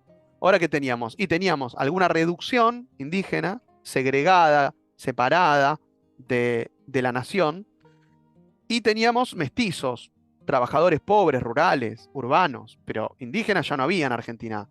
los que habían construido el Estado Nacional eran hijos de inmigrantes, ¿no? La típica frase de que los argentinos descendemos de los barcos, ¿no? O esa frase que citó mal el presidente de que de Perú desciende de Octavio Paz, ¿no? Que Perú desciende de los incas, los mexicanos descienden de los aztecas y los argentinos descendemos de los barcos. Bueno, claramente está presente esta noción en el sentido común, el propio presidente de la Nación lo dijo en un momento, fue muy cuestionado por eso también, pero la idea es que ese problema va a emerger una y otra vez. Va a emerger por demandas territoriales, va a emerger por disputas étnicas, va a emerger por el malestar de las comunidades rurales criollas e inmigrantes europeas frente a la presencia incómoda de ese indígena eh, que no terminaba de dársele un lugar, pero no solo material, sino también simbólico, ¿no? ¿Qué lugar tiene este indígena en esta nación moderna? Se crean una comisión honoraria, esto es propio del gobierno de Irigoyen, ¿no? Irigoyen toma este problema como una política pública bueno, de gestionar las reducciones indígenas, pero el objetivo de alguna manera es gradualmente disolver la indigeneidad, ¿eh? No se los protege en el sentido de, bueno, queremos que el indígena respetarlo como tal, sino, bueno, lograr que sea más fácil su inserción en la sociedad occidental, ¿no? Y hay un hito ahí importante que es la masacre de Napalpí, que recién el Estado Nacional pide perdón, ¿no? Públicamente por esta masacre el año pasado. O sea, en el 2022 se inician las reparaciones históricas con esta masacre, que fue llevada a cabo por la Policía Nacional, recordemos, en un gobierno radical, ¿no? En el gobierno democrático, ¿no? De Marcelo Torcuato de Alvear, en el contexto de unas revueltas de trabajadores de origen Cuom, Mocoví y otros grupos étnicos rurales que un patrón, el patrón Costas, les había prometido que les iba a pagar un dinero por su trabajo y luego se niega a hacerlo. Entonces se rebelan y marchan hacia la municipalidad y son reprimidos salvajemente, ¿no? O sea, primero hay un par de días de clima tenso con la presencia ahí y finalmente se los reprime, se los masacra en un campamento a la noche, matando sobre todo a niños, matando niños, mujeres y hombres, quiero decir, matando, digamos, exterminando toda esa comunidad. Y recién, como les decía, el año pasado el Estado reconoce este acto de genocida y las reparaciones correspondientes. O sea, fíjense que pasó un siglo casi para que esto se reconozca como tal. Luego tenemos, yo hago un salto en el tiempo, pasamos al peronismo. El peronismo es interesante porque el indígena va a tener los grupos indígenas van a tener ciertas ventajas materiales, pero en tanto son trabajadores, son reconocidos como trabajadores, no como indígenas. Esto es importante reconocerlo, ¿sí? O sea, por ejemplo, me refiero a ay, se me fue la palabra, perdón. El estatuto del peón, por ejemplo, el reconocimiento de demandas territoriales, las mejoras en las condiciones laborales en el campo, obviamente van a darle mejoras materiales a los pueblos indígenas. De hecho, es muy interesante que en esa época, digamos, la figura de Perón llega a los grupos indígenas. Los grupos indígenas en esa época hay trabajos, ¿no? Que documentan cómo incluso fetichizaban fotos del propio Perón, ¿no? Había toda una cuestión simbólica en torno a la figura de Perón, como gran padre, ¿no?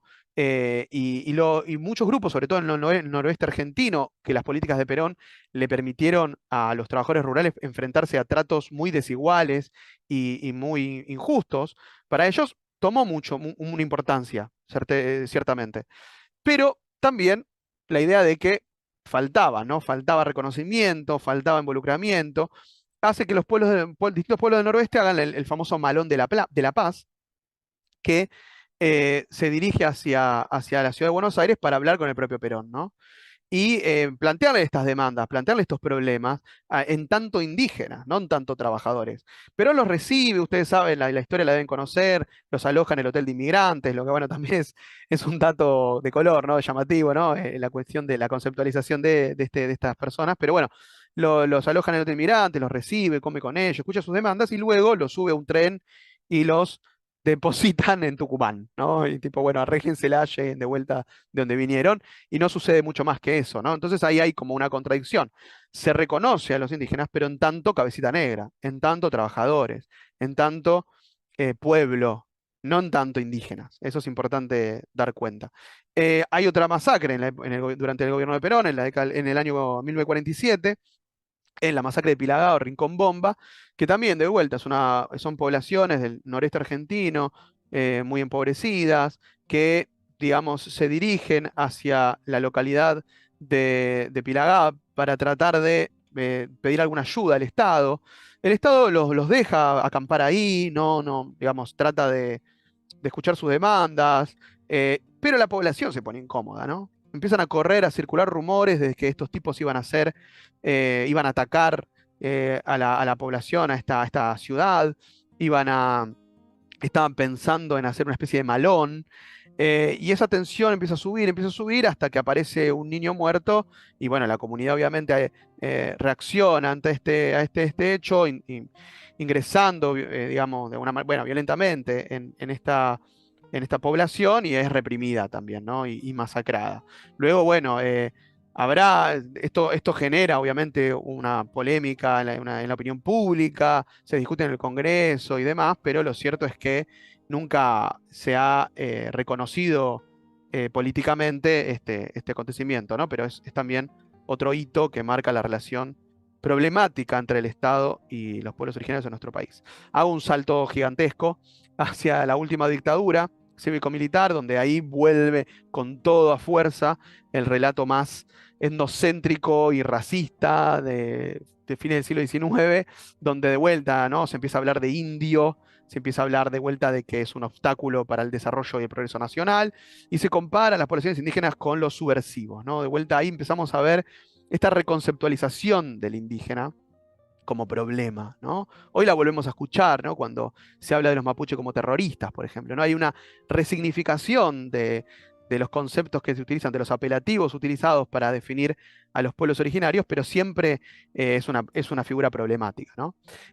Bueno, elementos ajenos al ser nacional y hay una represión súper dura. El terrorismo de Estado actúa con total dureza sobre los pueblos indígenas, sobre todo aquellos que no aceptaban las pautas de explotación que los grandes terratenientes reimponían en las zonas, en las regiones rurales del norte de nuestro país. Se reivindica la campaña del desierto, se reivindica la figura de Roca, ¿no? De vuelta como gesta patriótica. Muchos originarios participaron de la guerra de Malvinas, eso es algo que también a veces nos olvidamos, ¿no? Pero los indígenas también murieron en la guerra de Malvinas y fueron un componente también, fueron víctimas del terrorismo de Estado, así como lo fueron las poblaciones urbanas. A ver, ahí está. Y pasamos a la segunda, perdón, dicotomía de cultura. Hasta acá venimos bien, estoy yendo muy rápido, lo sé. Les pido disculpas. Venimos bien. Si quieren escribirme alguna cuestión, algo que no esté quedando claro, bienvenido sea. Luego el malón, acá nos había escrito, calculo que es Jesús, ¿no? Por el comentario sobre Chile, sí. Lo ocurrido en Malones de la Paz, en Chile, la masacre, claro, bueno, tal cual tiene su propia historia de tensiones, y el Malón de la Paz por la Salite, sí. De hecho, ahora estas protestas que están llevando a cabo los pueblos del noroeste argentino, también se la conoció mediáticamente, por lo menos, y ellos lo han caracterizado como el tercer Malón de la Paz, ¿no? También.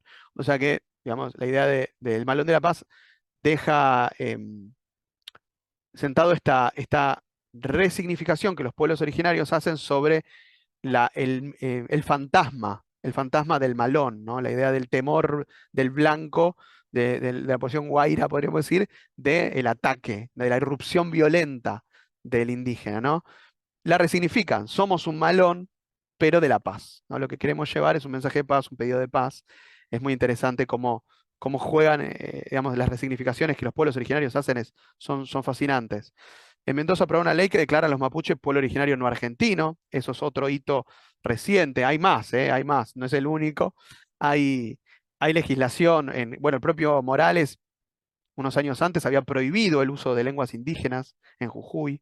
Hay varios hitos, ¿no? Por eso la idea de la legislación indigenista en nuestro país tiene algún avance, pero tiene muchos retrocesos.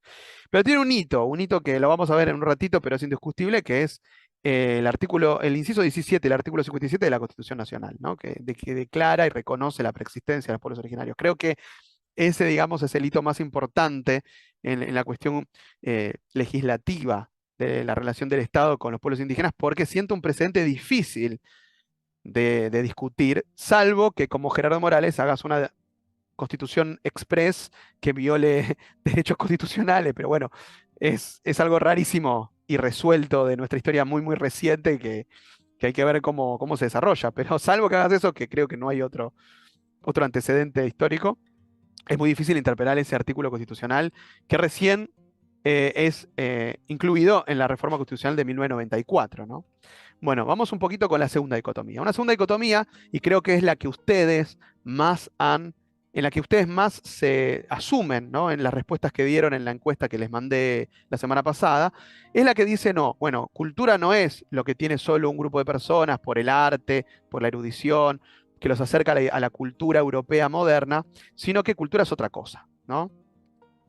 Y parte esta segunda dicotomía de una crítica profunda a esa primera definición de cultura. Una crítica que dice lo que todos creo que ya sabemos a esta altura del partido, que decir que hay personas cultas y personas cultas es profundamente endocéntrico, ¿no? O sea, es decir, yo, desde el lugar de donde yo vivo, de donde yo pienso y desde mi cosmovisión, yo digo que es ser culto, ¿no? Obviamente eso peca de un nivel de endocentrismo muy grande, que evidentemente los primeros científicos sociales no lo veían así, pero que de luego de dos guerras mundiales y de, digamos, que tiemble todo el mito del progreso del capitalismo y la unidad europea, porque la guerra llegó al propio corazón de Europa, y encima de la Europa moderna, no de una Europa atrasada y demás, una Europa en plena desarrollo ya de la revolución industrial tardía, super, digamos, con un desarrollo colonialista en plenitud, lleva la violencia, la fragmentación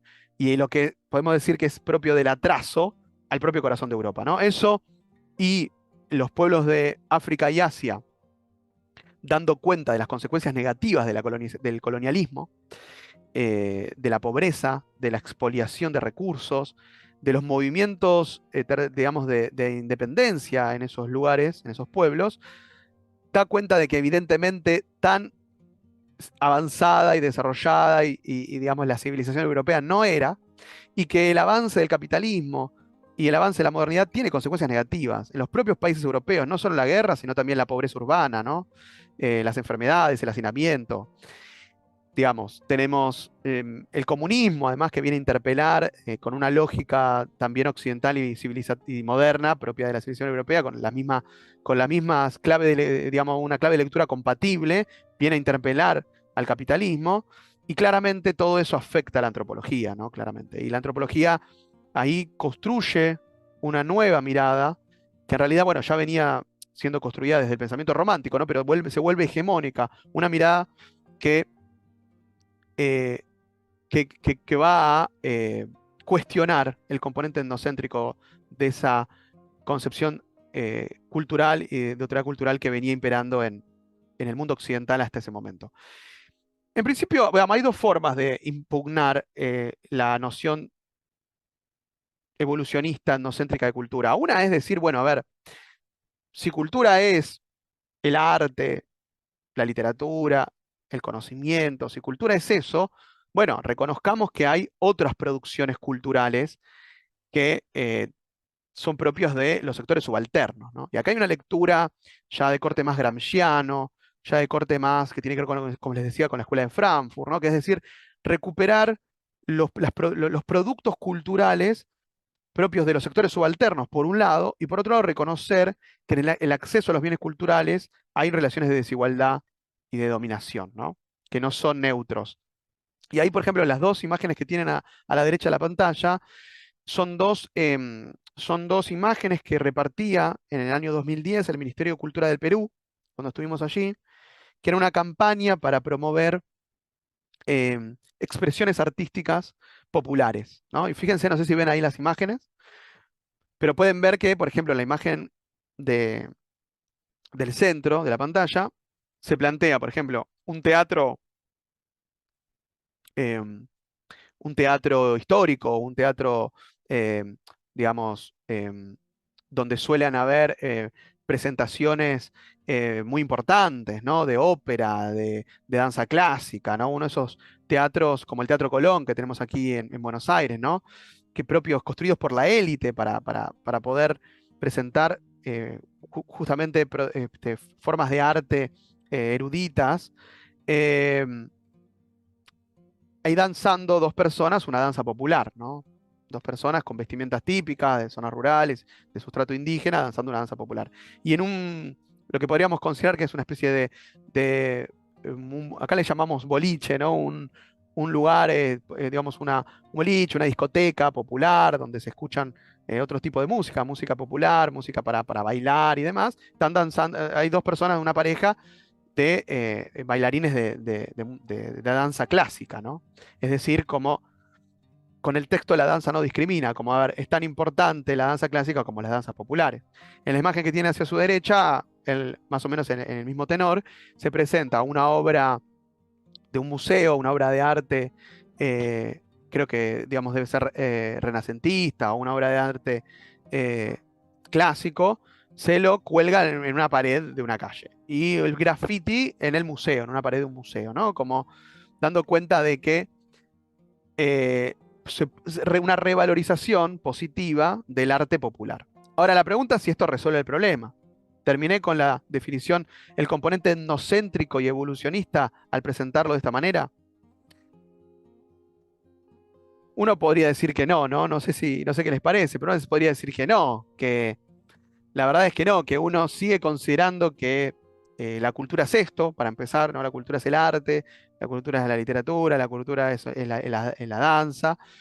Y en segundo lugar, bueno, de vuelta, o sea, como es difícil acceder a la cultura de élite, la cultura de élite debería abrirse a los sectores subalternos, sectores populares, ¿no? Entonces, ahí tenemos políticas que no estoy diciendo que estén mal, pero digo, estoy tratando de analizar, interpretar la clave de lectura.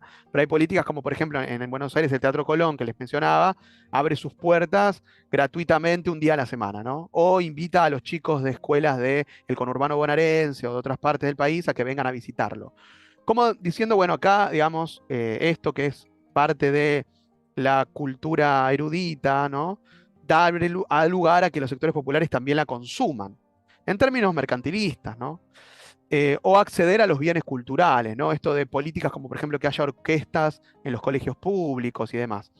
De vuelta, no digo que esté mal para nada, pero digo que es una lectura que no disputa la conceptualización de que cultura queda reducida a expresiones artísticas y que hay una tensión, hay una intención de homologar, perdón, las producciones populares subalternas con aquello que es propio de las élites. Una definición que sí, una conceptualización, perdón, que sí cuestiona un poquito más de fondo la idea de de culto inculto, es una segunda conceptualización de cultura que para García Canclini lo que hace es contraponer a cultura con naturaleza. Es decir, cultura es todo lo hecho por los seres humanos. Lo que no es naturaleza es cultura. Un árbol es naturaleza. Usar la madera para hacer una mesa es cultura. El ser humano tiene cultura desde que es ser humano. Es decir, la del desarrollo, que además coincide, ¿no? con el conocimiento bioantropológico que tenemos sobre nuestra propia historia filogenética. O sea, el desarrollo de lo que entendemos como cultura, es decir, tecnología material podría ser, y pensamiento simbólico, surge con nuestra especie. ¿Sí? Unos homínidos anteriores, el género Homo, ya da cuenta del desarrollo de la tecnología, eh, pero el pensamiento simbólico se da recién con homínidos mucho más recientes, como bueno, el Neandertal probablemente, pero sobre todo con el Homo sapiens, ¿no? La idea de las pinturas rupestres, la idea de elementos decorativos, la idea de enterrar a sus muertos, la idea de que hay un pensamiento simbólico que es propio del ser humano. Y que eso hace que no sea naturaleza, que la naturaleza se transforme. Esa definición parecía resolver el problema. Ahora ya no hay etnocentrismo. Todo el mundo tiene cultura. Todo el mundo tiene cultura. Ya sea que cante música popular o baile danza clásica, ya sea que hable inglés o hable wichí, ya sea que viva como cazador-recolector o en una sociedad industrial, son todas formas de desarrollo cultural. Todos tienen cultura. Y además, esto viene dentro de una nueva percepción sobre el otro, que es el relativismo cultural. El relativismo cultural determina que no hay culturas ni mejores ni peores y que una cultura no se puede medir con los estándares de otra cultura. Por ejemplo, yo no puedo medir con la misma regla cómo es la cultura, podríamos decir, europea y cómo es la cultura de una comunidad indígena. Son dos culturas diferentes, tienen sus propias reglas de juego, tienen sus propias ideas, sus propias instituciones, diría el funcionalismo británico, sus propios esquemas lingüísticos, diría el particularismo histórico, pero lo cierto es que uno no puede entender una cultura con los parámetros de otra. Y cada cultura es igualmente válida y es igualmente importante. Hay una cultura donde hay sacrificios humanos y bueno, debe ser porque a esa cultura le sirve para algo. Un funcionalista diría, y bueno, hay algo de esa cultura que organiza esa sociedad, perdón, que a nosotros nos parece una aberración, pero para ellos tiene total y pleno sentido. Hay culturas donde, hay pueblos del mundo, perdón, donde se hace canibalismo. Y bueno, el canibalismo debe tener un sentido para esa sociedad que yo como antropólogo en todo caso tengo que tratar de entender. Pero para entenderlo debo tratar de pensar como ellos, debo vivir con ellos, debo hacer una observación participante. No puedo estudiar desde mi despacho lo que los otros me cuentan y clasificarlos si son evolucionados o no. Debo vivir con ellos, debo tratar incluso de hablar su lengua, debo tratar de entender cómo ellos entienden la realidad. Y de esa manera tratar de entender cómo piensan y cómo ven el mundo. Esta definición de cultura es retomada por los estados nacionales desde mediados del siglo XX, ¿no? Y por ejemplo, es la que toma el organismo por la ciencia y la cultura de las Naciones Unidas, ¿no? La UNESCO, la educación, las ciencias y la cultura. En la década del 80 toma una definición muy parecida a esta que estamos viendo en pantalla, que es donde de repente la cultura es la identidad de un pueblo, ¿no? Es un conjunto de atributos, de rasgos que definen a un pueblo y que son diferentes a todos los demás, porque son propios de ese pueblo, solo pueden entenderse si uno es parte de esa comunidad, y que plantean además una serie de identidad homogénea y fácilmente delimitable, ¿no? Por ejemplo, bueno, los wichí tienen la cultura wichí, los argentinos tendrán la cultura argentina, ¿no? Los españoles la cultura española, y cada cultura tiene una serie de rasgos que la identifican. Básicamente, de manera reduccionista, uno puede decir que la cultura es igual a un lenguaje, un territorio y una identidad. Es como un globito que engloba una serie de rasgos. Y ahí entra todo, gente, literalmente todo. Si leen la definición de UNESCO de 1982, van a ver que dice que entra las artes, las letras, los modos de vida, los derechos, los sistemas de valores, las tradiciones, las creencias, la capacidad de reflexión sobre sí mismo, todo, los rasgos espirituales y materiales, intelectuales y afectivos. Todo lo que forma parte de un pueblo determinado es cultura, es decir, todo lo que no es naturaleza, ¿sí? Pero a su vez, va a decir la UNESCO, todos esos pueblos con sus culturas particulares tienen los mismos derechos universales. Ahí hay alta tensión, ¿no? Porque son particulares, pero a la su vez son identificados como un universal. O sea, todos tienen los mismos derechos, pero esos derechos son universales, pero particulares a cada uno de ellos. O sea, es medio raro, ¿no? Porque ahí hay que tomar una decisión. El derecho a la vida, por ejemplo, es universal. ¿Por qué? ¿Quién lo dice? ¿Qué cultura dijo que el derecho a la vida es universal, no? Es complicado. Ahí hay una primera tensión que las Naciones Unidas no han podido resolver hasta el día de hoy. Pero más que eso me quería meter con la idea de que hay culturas, en plural, claramente delimitables, diversas, que no son diferentes, que no hay una mejor que la peor, sino que hay diversas, que hay diversidad cultural. Para esquematizarlo un poquito más gráficamente, perdónenme eso viene después, perdón, me está salteando. No, vamos a ver, bueno, qué cosas positivas podemos decir en términos conceptuales habilita esta nueva definición. En primer lugar, nos delimita una dimensión de lo social que podemos estudiar, ¿no? Para la antropología esto fue clave. La antropología de repente tiene algo que observar en el campo, ¿no? En el territorio. Puede hacer una observación participante y observar algo que diferencia a cada uno de estos pueblos y los constituye como un pueblo.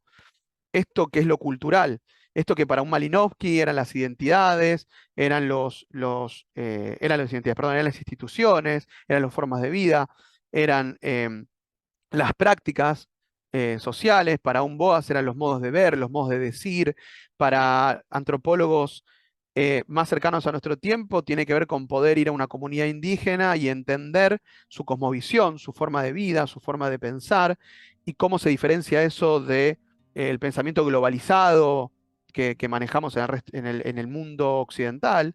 Tiene que ver con poder traducir demandas desde su propia ontología y no leerlas desde la mirada de Occidente. Tiene un montón de aportes interesantes, no solo para la antropología y las ciencias sociales, sino para las reivindicaciones de los pueblos que justamente disputan algo de la realidad material y simbólica a los estados nacionales modernos. Tiene a través, tiene también la posibilidad de superar una perspectiva etnocéntrica, ¿no? Lo que decíamos del relativismo cultural, la idea de que me da una forma de concebir la realidad donde no hay mejores ni peores, donde está la posibilidad de coexistir dentro de la diversidad, ¿no? Y nosotros tenemos, desde hace unos años, celebramos en Argentina el Día de la Diversidad Cultural, ¿no? Que era el antiguo Día de la Raza, el 12 de octubre, ¿no? Y el Día de la Diversidad Cultural plantea esta imagen escolar, ¿no? La imagen de gente diversa, distinta, que vive en paz, en armonía. Ahora es re interesante, yo les desafío a que encuentren dónde está el argentino en estas imágenes. A ver si lo pueden encontrar.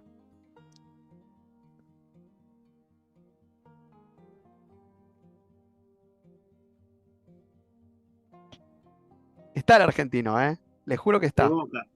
¿Es de Claro, Boca? no es de Boca, es la camiseta de la selección, en realidad. Ahí eso me parece ahí pecó de una implicación personal. Pero es la camiseta de la selección, ¿no? Hay un pibito acá con la camiseta de la selección. Y acá tiene este gorro, gente. Que sería un gorro de malevo, ¿no? Un gorro de tanguero. Claro, acá hay un problemón, porque bueno, yo puedo. Fíjense cómo esta definición de cultura nos vuelve hay una mirada reduccionista que en cierta forma cae uno en un estereotipo, ¿no? Porque la japonesita es esta, o no sé, china, asiática, está comiendo arroz, tiene rasgos además fenotípicos, ¿no? De los ojos rasgados. Hay un niño ahí de color de piel negra, y hay un indígena con sus ropas típicas. Y hay un rubio, que sería como la cultura occidental random, tipo, representa a Occidente porque es rubio. Acá las ropas típicas, ¿no? O sea, la ropa de no sé, lo que uno imaginaría a un chino, a alguien propio, no sé, del mundo, entiendo yo, del Indoestán, vaya a saber, musulmán, indio, de la India, no sé, a una niña aparentemente africana y a un pibito con la camiseta de Messi, porque es muy difícil identificar gráficamente, visualmente, la argentinidad, la cultura argentina. Ahora esto yo lo digo de manera humorística a propósito, ¿no? Porque entendemos que ahí empieza a haber un problema.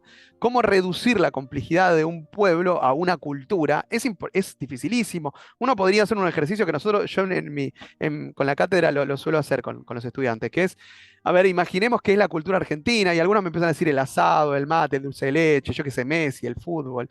Y uno empieza a discutir, bueno, a ver, uno puede no comer carne, ni tomar mate, ni jugar al fútbol y ser argentino igual. Y algunos me dicen, bueno, porque tenés el documento argentino. Bueno, está bien, pero ¿y si sos un inmigrante que vino de chiquito, vive en la Argentina toda su vida, también sos argentino? Sos reconocido como argentino y no tenés el documento, digamos, argentino. Es difícil, es muy difícil delimitar una cultura en términos tan claros, tan rígidos, ¿no?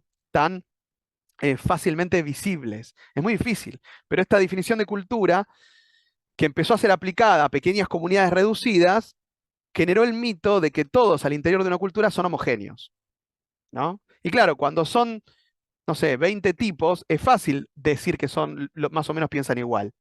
No necesariamente es verdadero, pero es fácil decirlo. Ahora, cuando la cultura son 47 millones de personas, es medio imposible decir que son todos homogéneos, ¿no?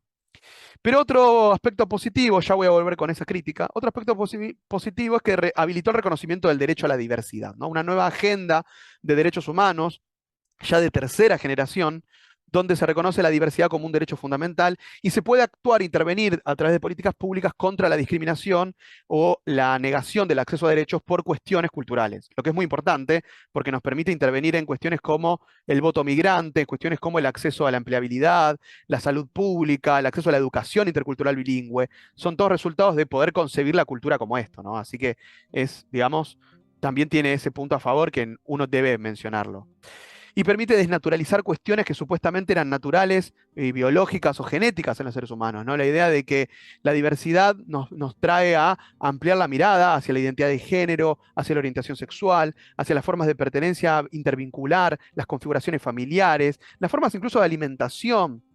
La idea de la soberanía alimentaria, por ejemplo, que ahora está tan de boga en la idea de resistir a los monocultivos, a las políticas extractivistas. Esto es gracias a la noción de diversidad también, ¿no? Diversidad de modos de subsistencia, diversidad de formas de gobierno, ¿no? Cuando hablemos ya con la doctora Lodeserto de la idea del Estado Plurinacional de Bolivia, esto también es posible gracias al reconocimiento de la diversidad. Hay distintos modos de entender cómo debe organizarse un pueblo, ¿no? Pero modos a nivel ontológico, lo digo, ¿no? A nivel de cosmovisión, no a nivel de opinión solamente de ideología, a nivel de modos de ver la realidad en el plano de lo simbólico, que son diferentes. Disputar roles sociales, ¿no? Digamos, todo esto gracias a la diversidad. Y ahora, hoy la antropología tiene un amplio campo de estudio, donde estudia desde las familias, desde las construcciones identitarias, desde los distintos modos de vincularse con el Estado, ¿no?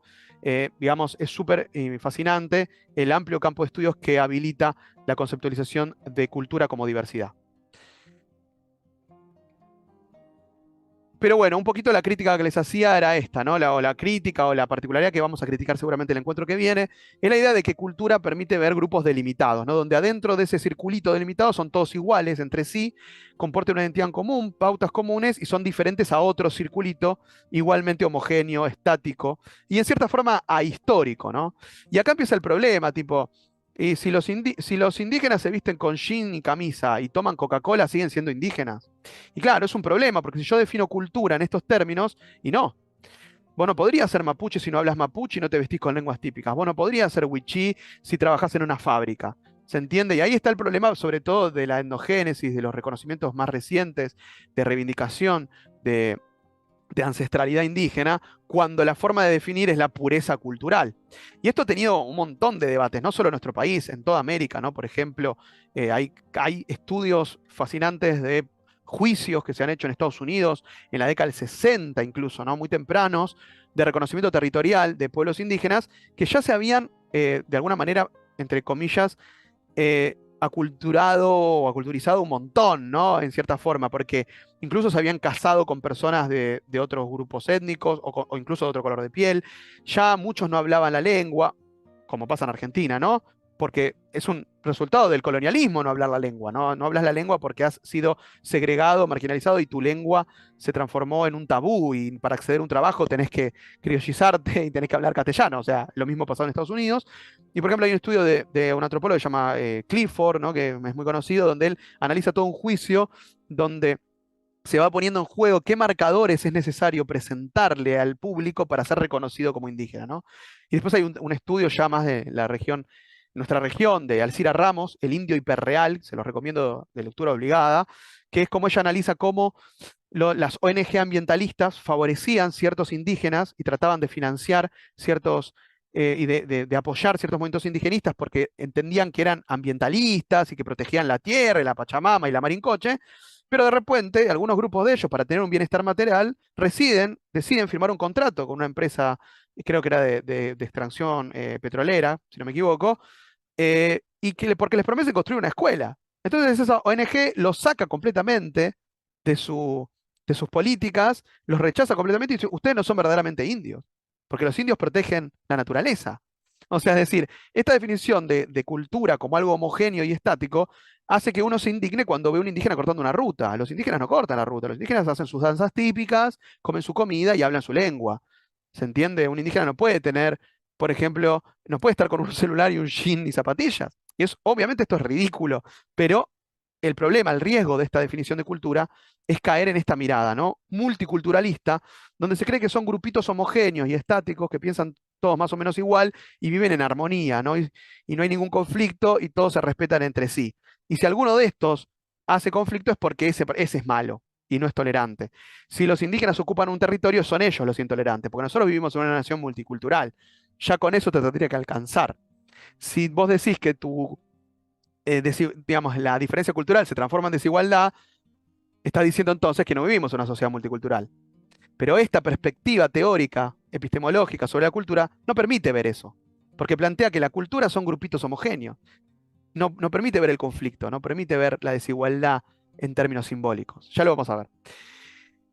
Bien, quiero ir cerrando con la cuestión que nos compete en esta propuesta que les quería compartir, que es la educación y la alteridad, ¿no? La relación del Estado con los pueblos originarios continúa y a fines del siglo XX este reconocimiento culturalista de las identidades, como les digo, que plantean los organismos internacionales, es adoptado por el Estado Nacional y forma parte de la Constitución de 1994, donde se reconoce la preexistencia de los pueblos originarios e incluso se hace un reconocimiento sobre sus pautas de vida y territorios, lo que es súper progresista en algunos términos, ¿no? Pero bueno, fue un guiño en esa complejidad que fue la década de los 90 en nuestro país y en esa cuestión plurideológica que entró en juego ahí a fines del siglo pasado. Fue un guiño a ciertos movimientos sociales, ciertas demandas progresistas para que habilitaran la reforma de otros artículos que por ahí no eran tan convenientes para ciertos sectores de la sociedad. Pero bueno, ese reconocimiento abrió la posibilidad de, por ejemplo, poner plata y políticas activas para reconocer ciertas regiones como patrimonio cultural, por ejemplo, la quebrada Humahuaca en Jujuy, plata para reconocer y financiar turismo indígena, para financiar expresiones artísticas y artesanales de lo que es indígena. Otra palabra interesante, la de artesanal, ¿no? Porque Europa tiene arte y los indígenas tienen artesanías. Es interesante eso, ¿no? O Europa tenía religión y los indígenas tienen religiosidad. Pero bueno, pero es interesante cómo empieza a ver una mirada del indígena como algo que es exótico, es diverso, hay que tratar de proteger, pero también tratar de insertar en una nueva lógica de consumo, ¿no? Un consumo global, un consumo globalizado, donde el turismo, donde digamos, lo exótico es un bien de consumo, ¿no? Y ahí hay una tensión y hay consecuencias contradictorias, ¿no? Porque reconocer como patrimonio cultural a un pueblo cuando la gente que conforma ese pueblo no se beneficia económicamente de ese reconocimiento, es paradójico, ¿no? Uno puede ir a la quebrada de Humahuaca, va a encontrar grandes hoteles, grandes cadenas de agencias de turismo, y no ve indígenas gestionando ese turismo receptivo, ¿no? Ve a los indígenas vendiendo artesanías, incluso mendigando, y uno se puede preguntar si ese reconocimiento folclórico del indígena realmente trae consecuencias positivas materiales para ellos. Siguiendo un poquito más, ya me voy, ¿no?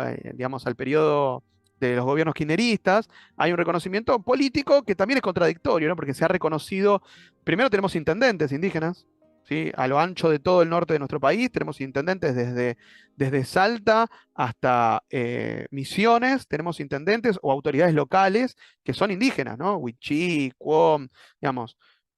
O sea, hay una inserción en la política institucional de indígenas. De hecho, hay casos interesantes donde un indígena se lo acusó de haber hecho un acto de corrupción por un problema del presupuesto público y luego él salió a decir que era porque él no entendía esa palabra en el castellano. O sea, problemas muy interesantes y complejos a resolver porque realmente, digamos, esta cuestión plantea nuevas tensiones, obviamente, ¿no? El ingreso de indígenas a un Estado nacional que no está preparado para recibirlos simbólica ni lingüísticamente. También hay enfrentamiento con ciertas políticas del Estado Nacional, por ejemplo, como les comentaba, la decisión de Moreno en Jujuy de Morales, perdón, dije Moreno, de Jujuy de prohibir las lenguas indígenas. Y por otro lado, fíjense la imagen de la izquierda, ¿no? Esto era una publicación, un posteo de el Consejo Nacional de Política Indígena, que le hablaba a aquellos indígenas que habían decidido ir a protestar, ir a movilizarse contra el Estado Nacional por problemas en las asignaciones de un plan asistencial, el plan Potenciar Trabajo, pero fueron junto con movimientos políticos, agrupaciones políticas opositoras al partido oficialista, grupos de izquierda. Y entonces salió un comunicado desde el Estado Nacional diciendo que aquellos indígenas que participaron de esas movilizaciones no iban a recibir la plata de ese subsidio, o sea, de esa política asistencial. O sea, es como que yo reconozco que ustedes son actores políticos, pero no pueden ser políticamente autónomos. Son políticos en la medida en que aceptan vincularse de esta manera con la política pública. Y hay una tensión que me parece interesante, ¿no? Siempre esa presencia ausente, ¿no? Los reconozco, pero hasta ahí. Y por último, bueno, los conflictos territoriales. Esto fue un conflicto del año pasado, ¿no? En Río Negro, con pueblos mapuche que estaban protestando porque no se cumplía la resolución del Congreso de la Nación, la legislación del Congreso de la Nación de restitución de la propiedad de tierras, que eran tierras de propiedad nacional, de terrenos fiscales que debían ser restituidos a las comunidades y por lo tanto las ocuparon. Y ocuparon también algunos lotes circundantes que pertenecían a grupos privados. Esos fueron desalojados violentamente, ¿no? Y este año, lógicamente, como mencionamos, el tercer Malón de la Paz, lo que está pasando por las políticas extractivistas, que de nuevo, o sea, la oposición de los pueblos del noreste argentino a la ocupación de sus territorios tiene como contracara las políticas extractivistas del Estado Nacional, del cual, que yo sepa, ninguno de los partidos hegemónicos o los que se están disputando, por ejemplo, ahora las elecciones nacionales, están en contra. Algunos la ponen en la agenda de la soberanía nacional, ¿no? De explotar el litio como forma de generar un desarrollo económico que permita la industrialización del país, la soberanía nacional. Otros por ahí son más expropiadores, más extractivos en el sentido de, de permitir que esas regalías no queden en el país, quizás, pero todos están de acuerdo en que hay una agenda de explotación del litio, por ejemplo, ¿no? Y eso claramente es incompatible con el reconocimiento territorial de los pueblos indígenas. O sea, no hace falta analizar mucho para ver que ahí hay un problema, ¿no? Es decir, la presencia ausente continúa. Pero quiero hacer un paréntesis de algo que nos compete específicamente, que es la educación intercultural bilingüe en la Argentina. La educación intercultural bilingüe también es problemática porque ha habido un reconocimiento nacional tardío, pero provincial temprano, ¿no? Digamos, algunas provincias como Chaco, Misiones, tempranamente se lo reconoció. Aparentemente, por los registros que yo he podido acceder, funcionó muy mal, ¿no? Los pueblos indígenas, los maestros indígenas básicamente eran usados para enseñar una horita al día lengua indígena y el resto del tiempo eran personal de maestranza. Esto cambia un poco con la Ley de Educación Nacional de 2006, que toma, digamos, la modalidad intercultural bilingüe como parte de todos los niveles educativos, como forma obligatoria, pero en la práctica termina reducido a lo indígena, ¿no? Porque lo cultural podría ampliarse, ¿no? Podría haber una perspectiva intercultural en todos los colegios. O sea, digamos, tengo población migrante, tengo población de distintas regiones, incluso en la ciudad de Buenos Aires, chicos que vienen del conurbano, chicos que vienen de distintos barrios, distintos orígenes familiares, pero no, la perspectiva intercultural bilingüe, dicen distintos autores, a partir de sus relevamientos, parece ser que se aplica específicamente a la cuestión indigenista. Y se focaliza en una cuestión étnica, también vinculada al territorio, ¿no? Aquellos pueblos indígenas que no están territorializados, es más difícil, digamos, darles una educación intercultural en estos términos, ¿no? Entendiendo que la cultura es algo homogéneo, que tiene una lengua y un territorio, pero sí podemos decir que se ha avanzado bastante con políticas lingüísticas, de traducción de materiales de texto y demás. Sobre eso quería mostrarles un material, ahora vemos cómo lo podemos compartir, pero hay distintos experiencias, ¿no? No es la misma la educación intercultural bilingüe en el Chaco o en Salta de los Huichí, por ejemplo, que es muy bien recibida, como la educación intercultural bilingüe en los pueblos mapuche, ¿no? En la Patagonia Argentina, donde ellos consideran que es, digamos, una cuestión que no funciona si no hay una reivindicación político-territorial detrás. Ahora, hay algunos testimonios que quería compartirles después que sustentan esto que estoy diciendo, ¿no? Pero lo cierto es que ¿no? Tenemos una educación intercultural reconocida legalmente en nuestro país, oficialmente, que ha sido muy importante, sobre todo para la transmisión escolar de la lengua y modos de ver el mundo propios de distintos grupos étnicos, localizada y focalizada en zonas rurales concretas, ¿no? En colegios de zonas rurales concretas. Pero, y esto es lo que me importa comentarles antes de cerrar el encuentro de hoy, esta idea culturalista, esta idea de que los problemas sociales tienen un sustrato cultural, ha sido sobre todo importante en la pedagogía de fines del siglo XX, ¿no? En lo que ustedes seguramente que habrán cursado la materia de pedagogía lo sabrán mejor que yo, en lo que conocemos como la teoría de la reproducción social, ¿no? La perspectiva reproductivista denuncia que la escuela moderna, lejos de ser un dispositivo creado para favorecer el acceso social digamos, el acceso de la población digamos, a un ascenso social, a conseguir un buen trabajo, a insertarse política y económicamente favorablemente en la sociedad, lejos de eso, la escuela moderna, denunciarían Bourdieu, denunciaría Stablet, denunciarían distintos autores críticos, es un dispositivo para reproducir y preservar la desigualdad social, ¿no? La escuela, un dispositivo de control social que impone una violencia simbólica que actúa de tal manera que favorece ciertos sectores sociales por sobre otros. No explícitamente, van a decir estos autores, no está en su currículum esto, no es que los docentes se forman para mantener a los pobres siendo pobres, sino que es una cosa que pasa implícitamente, que pasa, digamos, en el hábitus, en el modo de atravesar, transitar y desenvolverse en las instituciones educativas, en las cuales ciertas pautas de conducta, ciertas pautas de vida, ciertas formas de posicionarse y de actuar en la realidad son favorecidas, son esperadas, son recompensadas por la escuela y otras son castigadas, son demonizadas, son perseguidas, son normalizadas, ¿no? Esto que Bourdieu conceptualiza como el hábitus, ¿no? Hay un hábitus, hay una disposición en la escuela que es la esperada y otra que no, que es marginal, que es perseguida, que es normalizada, que es penalizada. Bueno, ahí tenemos una tira cómica de Tonucci, es un dibujante que a su vez es pedagogo, y él hace muchos dibujos alusivos a... Es un dibujante italiano, y ahí fíjense, bueno, está traducido lógicamente esta tira, fíjense cómo entran pibes y pibas que tienen diversidad de modos de verse corporalmente, ¿no? Que representa la diversidad cultural, podríamos decir, de sus orígenes familiares diversos. Entran a la maquinita escuela y salen todos igualitos, todos moldeados iguales, para insertarse como la sociedad espera, ¿no? Lo que la sociedad espera de la escuela es que produzca un sujeto determinado, un sujeto con ciertas características culturales. Aquellos que no logran exitosamente atravesar esa escuela son desechados. Y la imagen es muy gráfica, ¿no? Son tirados a la basura. Estos tablets, como le decía, y Bourdieu, lo estudian muy bien para el sistema educativo francés, ¿no? Muestran cómo estadísticamente los pibes de sectores pobres no logran llegar a una universidad. Y si llegan a la universidad no logran graduarse, ¿no? Por más que haya becas y todo eso. O sea, dice, la mayor cantidad de los graduados universitarios provienen de sectores medio altos de la sociedad. Y ahí viene un concepto interesante que es el de socialización primaria, ¿no?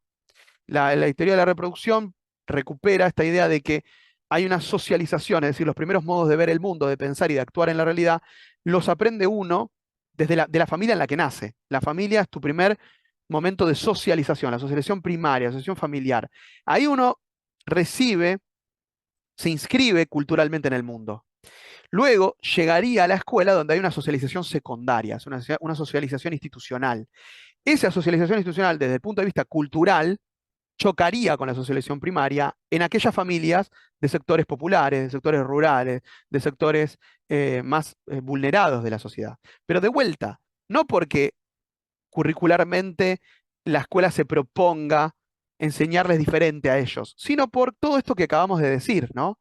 Esto de, uy, mira, yo intento enseñarle a estos pibes, pero, viste, es como que culturalmente son diferentes, me cuesta un montón, porque vienen de la familia y la familia no les enseñó que hay que sentarse, escuchar al docente y portarse bien, y eso se enseña en la casa.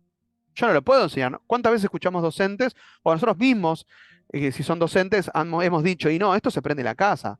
Yo te puedo enseñar algunas cosas, pero no te puedo enseñar buenos modales, por ejemplo. O no te puedo enseñar cómo comportarte frente a la autoridad del docente. O no te puedo enseñar a ir al baño, ¿no? Esto muchos docentes, sobre todo a nivel primario, les pasa que reciben población que tiene diversos modos de conducirse y comportarse en el espacio y en el tiempo. Y recuerden, como vimos antes, el espacio y tiempo de la escuela es universal, es único y es una imposición cultural. No es que es natural, no es natural que un chico de 6 años se siente 6 horas sin moverse escuchando a alguien hablar, más allá de que sea lúdico, entretenido, con papelitos de colores y con un recreo en el medio, no es normal, no es natural, no es madurativa y biológicamente esperado, ¿no? Es una imposición cultural. La sociedad decide que ese niño debe atravesar eso para salir de cierta forma, ¿no? Con un sujeto que tenga un modo, un hábitus propio esperado por la sociedad occidental. Y bueno, ese es el resultado, ¿no? De estas teorías de la reproducción cultural. Plantear que el problema, como decía Jesús antes, es un problema culturalista. Y esto es positivo en cierta forma porque como docentes nos permite entender que hay algo de lo simbólico en el currículum oculto, ¿no? Tanto se ha escrito sobre el currículum oculto. Los docentes cuando enseñamos, no estamos enseñando solo el conocimiento, perdón, el contenido explícito, sino un montón de modos de ser y de comportarse en torno a ese contenido, ¿no? Tipo, No, no busquen en Wikipedia, léanlo ustedes. No podés buscar, copiar y pegar. Está mal hacer eso, hay que leer. O tipo, eh, no, escribímelo, escribí bien, mirá cómo escribí, no se te entiende nada. Escribir y leer y escribir es súper importante. Eso no es mi contenido, capaz que yo doy historia, pero está implícito en mi currículum que leer y escribir es importante, o otras cosas por ahí más invisibilizadas por ahí, ¿no? Sobre todo como hablame bien, quédate sentado, deja de moverte, no te pares, no se puede ir al baño, se va al baño en el recreo, ¿no? Digamos, las sillas todas mirando al pizarrón, entre ustedes no se pueden ver y yo los veo a todos. Son modos de habitar la escuela que son culturalmente impuestos, ¿no? Y esa socialización primaria muchas veces choca con la socialización secundaria, dirá Stablet, dirá Bourdieu, provocando y produciendo trayectorias formativas diferenciales.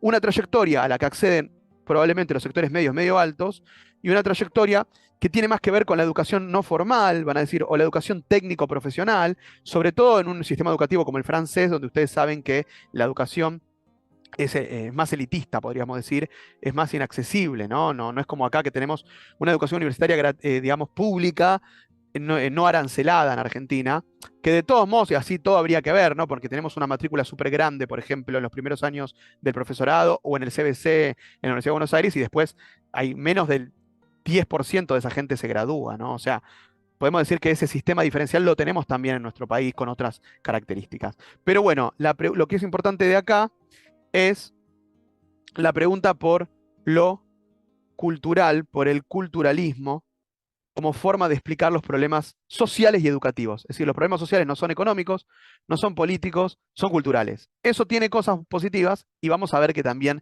tiene cosas negativas. Bueno, tanta prueba de sonido y de video que hice y al final no les pude compartir el video, ya estamos ahora justito a las 12, así que no les voy a robar más tiempo, pero sí les voy a pedir en la medida de lo posible, que vean para el encuentro que viene 3 videos muy cortos. ¿Sí? Les prometo que son cortos. El más largo dura 15 minutos y luego son otro videito de 10 minutos y uno de 5 minutos.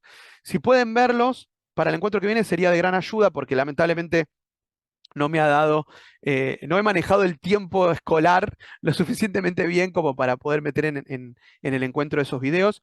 Me encantaría que los puedan ver, se los voy a compartir. Y el encuentro que viene vamos a ver, vamos a continuar con este tema y nos vamos a adentrar en la crítica a esta segunda dicotomía de culturas, esta segunda definición culturalista, y nos vamos a adentrar en lo que para mí es lo más valioso que me gustaría dejar planteado, que es los aportes de la etnografía crítica latinoamericana, ¿sí?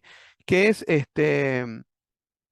eh, la posibilidad de definir cultura como algo mucho más dinámico, como algo que involucra lo político, que involucra relaciones de producción y de dominación. Bueno, quería que estemos todos en sintonía para el encuentro que viene, ¿no? Estemos todos ahí, ¿no? Con la misma discusión, los mismos debates planteados. Preguntas, comentarios, no tengo el chat abierto, un campeón. A ver, esperen que lo abra. A ver, Jesús, bueno, habla que se cayó, espero que sea que te caíste internet o que te caíste vos. Jesús, que estés bien. Maravilloso. Bueno, gracias, Yani. Mejorar el lenguaje, alumno así. Bien, sí, tal cual, tal cual. Otra propuesta, se las voy anticipando, pero es para el otro encuentro, sería que piensen también en su biografía escolar, ¿no? En su propia biografía escolar. Si pueden pensar en casos, como alumnos, como estudiantes o como docentes, de casos donde aparezca esta dimensión, la dimensión de el hábitus, ¿no? A mí me pasó, ahora uno que empieza a reflexionar, viví un montón de situaciones, ¿no? Y además, como, como docente también, ¿no? Como algunas veces uno quiere imponer la pregunta por la diversidad, esto lo estudia mucho en la antropología, no quiere imponer la pregunta por la diversidad y no está en la agenda de los estudiantes, ¿no? Y uno dice, ¿vieron que a los que son diferentes los discriminan más? ¿Dónde? Te dicen los pibes. Yo tengo población escolar de barrios vulnerados de la ciudad de Buenos Aires, el sur de la ciudad de Buenos Aires, de conurbano. No es que trabajo con gente que es homogénea, ¿no? Fenotípicamente y culturalmente son todos de clase media, media alta. No. Y sin embargo no ven, no perciben que hay problemas que tienen que ver con sus orígenes, o con su modo de hablar, o como la forma en la que se visten, que se ponen gorrita y ropa deportiva. Eso no es un problema, para otros sí. Y es como difícil, porque uno parece que tiene que imponer esta agenda y la impone de manera muy estereotipada, ¿no? Como hablábamos recién. Porque no es que todos los que son de esta manera los para la policía. pero probablemente esos rasgos fenotípicos o esa forma de vestir tiene algo que ver con que te pare un poquito más la policía. Sin embargo, es difícil verlo, es difícil aprenderlo. Por eso me parece que es súper valioso el trabajo etnográfico en este sentido, ¿no? Porque hay que reconstruir e interpretar algo que está oculto, que está velado. Pero si fuera tan fácil de ver, gente, ni estaríamos hablando de esto, ¿no? O sea, sería mucho más fácil. Así que bueno, les dejo con estas preguntas, con la promesa de que van a ver los videos para la clase que viene, para el encuentro que viene, y agradecerles por su paciencia, gente. Me han tenido una paciencia enorme, técnica y temporalmente. Espero que les haya interpelado de algún modo. Y bueno, no sé si me quieren dejar alguna pregunta más, no les quiero robar tiempo, sinceramente. A mí me encantaría escucharlos, pero sé que ya es tarde para muchos. Así que, si les parece, entonces cerramos. ¿Está bien? Nos vemos el sábado que viene, gente. Muchas gracias por acompañarnos. Un abrazo grande. Chau, chau. Gracias, Ale, muy buena la clase. Gracias, Akira. Te espero el sábado que viene entonces. Dale, nos vemos. Nos vemos. Chau, chau. Gracias, gente. Gracias, Gracias a un ustedes. gran tema esto de la educación y el Qué bueno.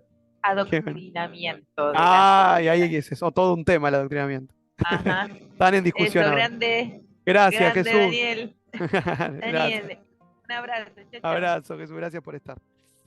Chau, gente. Nos vemos.